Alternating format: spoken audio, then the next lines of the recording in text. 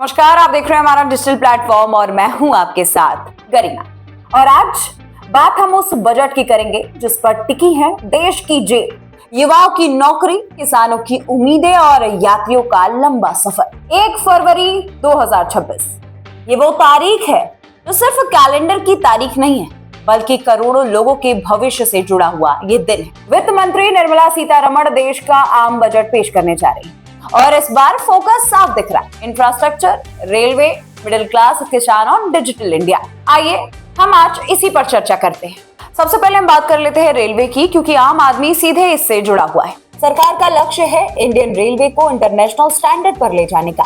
इस बार बजट में रेलवे के लिए बड़ा कैपिटल खर्च यानी कि इंफ्रास्ट्रक्चर पर भारी निवेश की उम्मीद है। इसमें 3 बड़े फोकस दिख रहे हैं। पहला है सुरक्षा, इसमें कवच जैसी ऑटोमेटिक ट्रेन प्रोटेक्शन टेक्नोलॉजी को ज्यादा रूट्स पर लगाने की तैयारी है। इसका मतलब ट्रेन टक्कर जैसी दुर्घटनाओं का खतरा कम हो जाएगा।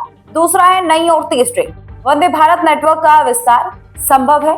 स्लीपर वर्जन पर भी जोर होगा, कई राज्यों को नई ट्रेनों की सौगात भी मिलेगी।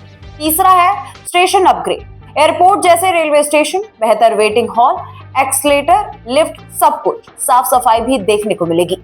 लेकिन दोस्तों, तस्वीर का दूसरा पहलू भी है। रेलवे को इतना आधुनिक बनाने के लिए खर्च भी बढ़ेगा। ऐसे में विशेषज्ञ मानते हैं कि प्रीमियम ट्रेनों या फिर सुविधाओं के किराए में हल्का सा इजाफा हो सकता है। आम पैसेंजर ट्रेनों पर सीधा असर कम रखने की कोशिश होगी, लेकिन इसकी पूरी राहत की गारंटी अभी नहीं है। अब रेलवे से बाहर निकलते हैं, क्योंकि बजट सिर्फ पटरियों पर नहीं चलता, ये चलता है रोजगार, महंगाई और जेब पर। मिडिल क्लास की सबसे बड़ी उम्मीद है इनकम टैक्स में राहत। टैक्स स्लैब में बदलाव या स्टैंडर्ड डिडक्शन बढ़ने की तेजी चर्चा है। अगर ऐसा होता है तो सैलरी क्लास को सीधे फायदा होगा, हाथ में ज्यादा पैसा होगा। सरकार मैन्युफैक्चरिंग, स्टार्टअप और स्किल डेवलपमेंट पर जोर बढ़ा सकती है। ग्रामीण इंफ्रास्ट्रक्चर, सिंचाई, कृषि टेक्नोलॉजी या फिर फसल भंडार पर खर्च बढ़ने की उम्मीद है। पीएम किसान जैसी योजनाओं की राशि बढ़ेगी, इस पर भी निगाहें टिकी हुई है। अब बात करते हैं महंगाई और आम आदमी की। सरकार के सामने चुनौती है कि खर्च भी बढ़ाना है और फिजिकल डेफिसिटी यानी कि घाटा भी काबू में रखना है। इसीलिए कुछ सेक्टरों में टैक्स या ड्यूटी बदलाव हो सकता है। अगर सरकार को रेवेन्यू बढ़ाना पड़ा तो कुछ लग्जरी चीजें महंगी भी हो सकती है। कुल मिला जुला करके दोस्तों, ये जो बजट है वो एक बैलेंसिंग एक्ट होगा। एक तरफ विकास, इंफ्रास्ट्रक्चर और आधुनिक भारत, और दूसरी तरफ आम आदमी का जेब और महंगाई का दबाव। रेलवे यात्रियों को बेहतर सुविधा और सुरक्षा का वादा है, लेकिन किराए पर हल्का दबाव संभव है।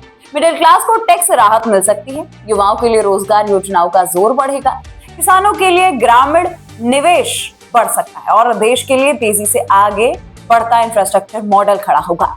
अब असली तस्वीर 1 फरवरी को साफ होगी, लेकिन संकेत यही बता रहे हैं कि बजट 2026 चुनावी है, आर्थिक है और इंफ्रास्ट्रक्चर केंद्रित भी। आप इस बजट से क्या उम्मीद रख रहे हैं? रेलवे में सस्ती टिकट या टैक्स में राहत? कमेंट में जरूर बताइए।